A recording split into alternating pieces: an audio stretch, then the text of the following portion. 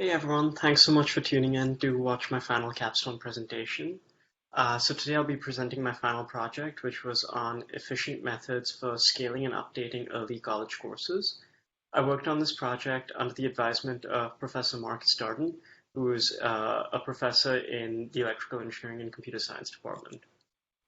So kind of paving the way forward as to what I'm going to try and cover today, I'll start off by going over some background information and highlighting some of the core project goals I had before discussing some of the proposed solutions and evaluating the outcomes of their implementation. At the end of all of this, I'll wrap things up by going over some of my personal outcomes and the goals I achieved, followed by a brief reflection. So starting off with some background information, I worked on my project with the class EX201, known as Computer Science Pragmatics, and formerly known as the experimental class EX398, Computing for Computer Scientists. This class is pioneered by the grad student Pat Benuto and was co-taught by Professor Darden.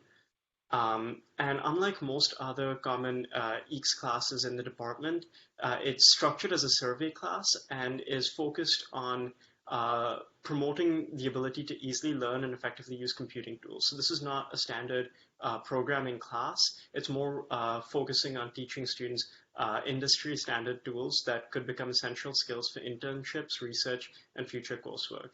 So on the right of the screen, I've included some key statistics which demonstrate this from the Stack Overflow 2019 Developer Survey. So we can see that of professional developers, 38% claim to be commonly using Shell, Bash, or other scripting tools. 65% are contributing to open source projects, which is commonly done via Git or Subversion, and 55% claim to be using container technology.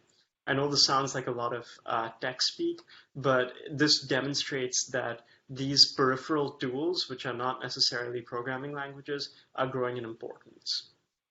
I've also included an article in the slide that I recommend everyone takes a read. I think it's a very well-written article demonstrating the necessity for a class like this. So my project goals while working with this class was scaling this experimental class EX398 at the time to become a full-fledged class EX201, and in doing so, trying to pave and set the path for it to become an advisory core requisite to EX280, which is one of the largest classes in the university. In doing so, we had to find a way to efficiently scale up our systems to go from a 200 to 400 person class, which was our average enrollment, to over 1,000 people, which is EX280's average enrollment.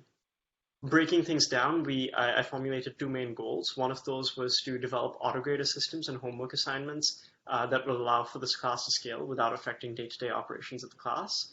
And the second one was to integrate new material into the course syllabus, since everything is so rapidly changing, so that we can ensure that the material we're delivering remains up to date for students.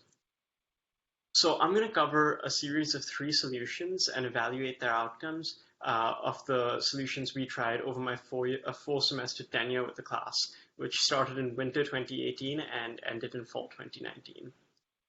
So right from when Pat Benuto started up the class, staff lectures featured at the end of every semester. What these were they were IA-led lectures at the end of every semester, so IAs are student instructors, which allowed for student-driven development of the course based on their own experiences. So IAs who may have had experience in the department beyond what some of the students in the class may have had were able to fine-tune and pick and choose topics to be taught that they believed would be most beneficial for students to hear. The great thing about this is that it pilots a topic that can be introduced in future semesters. And since we made sure that there was no homework or attendance grade associated with these staff lectures, we were able to formulate a way that we were able to get student feedback purely based on their interest and honest feedback, since they didn't believe that they had no perceptions that their grade was in any way linked to their feedback. So kind of gauging responsiveness from students based on attendance, surveys which were carried out via Google Forms at the end of lectures, as well as just general discussions on Piazza. We were able to find 3 syllabus topics from these staff lectures that students found interesting that became permanent features semester on semester. And these staff lectures also led to the replacement of 2 old homeworks. So the picture on the right is one of my staff lectures, which I presented over each of the 4 semesters. Another concept similar to this is Office Hours Plus, which is also an older concept which we revived from previous semesters. What this is group office hours sessions that dynamically change semester to semester, in which we provide in-depth details about a topic, as well as an additional optional homework or advanced assignment. So this provides us another testing ground to pilot new material, as well as pilot new homeworks. Since the assignments are completely optional, students are in no way at a disadvantage if they choose not to participate in these. And at the same time, it allows us a good way to test other systems such as our Autograder systems. So from these Office Hours sections, we gathered results in a very similar way through Google Forms, participation data, as well as Piazza, as well as discussions on our Piazza forums, and found that they were highly in demand among students, in part because we were able to dynamically change the material being covered between semesters, so that we were able to cover small gaps in background knowledge that different semesters may have faced. It also led to the introduction of 4 new lectures and homework sets into the syllabus as we went more in depth and discovered more of what students were looking to find out about. Probably one of the core developments was the building of a full suite autograder. So due to the nature and the structure of the class, most of the homeworks required open-ended responses, and and when I came on board in winter 2018, majority of the homeworks were graded manually. While we did inherit a few autograders at the time, we built up a pretty significant code base of scripts to automate work, whether it was cloning student homework assignments or upgrading their grades to Canvas. We also developed 6 individual per assignment autograders. So for each of those assignments, we would run the script, which dropped grading time from like 5+ days to just a matter of hours. Realizing that the development time of these individual autograder suites was quite large, we did attempt to have a one-size-fits-all autograder, but due to our rapid attempt at launching this at scale, we found pretty quickly that we were unable to cope with the number of bugs being reported back to the system, and we didn't have as well laid out an architecture to receive feedback as we had hoped. However, this led to some learnings, and we were able to continue developing these per assignment autograders. So at the end of all of this, I'd like to highlight a couple of my personal outcomes. At the start of my capstone, I set out to make sure that I authored 5 new homeworks or advanced homework assignments, which I was able to achieve through the opportunities of staff lectures and Office Hours sections.